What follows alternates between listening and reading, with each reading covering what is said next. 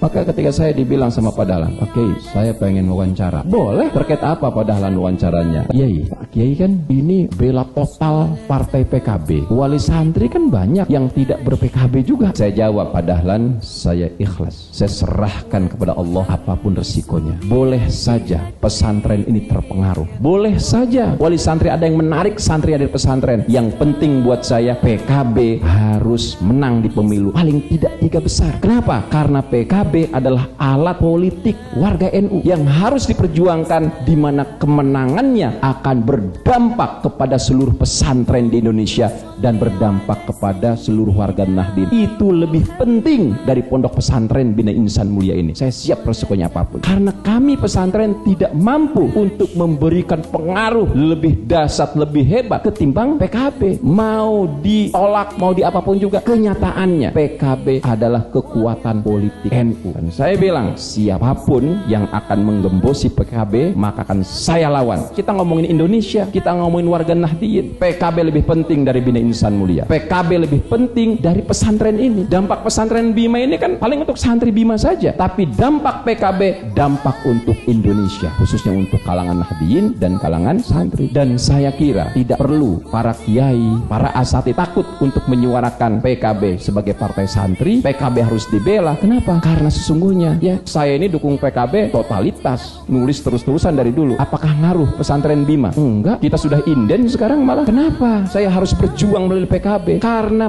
NU ini mayoritas, konon 90 juta, tetapi kita belum bisa memenangkan pemilu. Partai kita kecil, partai santri ini baru 11%. Coba kalau NU itu 20% suaranya di parlemen, kita menjadi partai yang kuat. Menteri kita banyak, menteri santri. Dampaknya akan luar biasa ya, buat dunia pesantren, buat santri, buat komunitas Nahdien. Jadi saya nggak takut ya, saya akan tetap lawan siapapun yang pengen menggembosi PKB. Karena saya sadar yang memperjuangkan pesantren selama ini partai yang totalitas memperjuangkan pesantren, yaitu PKB. Inisiatornya PKB, yang lain ikut-ikutan saja ya. Bahkan ada juga yang sering menolak. Dan kenapa saya perjuangan? Karena mayoritas dewannya juga santri.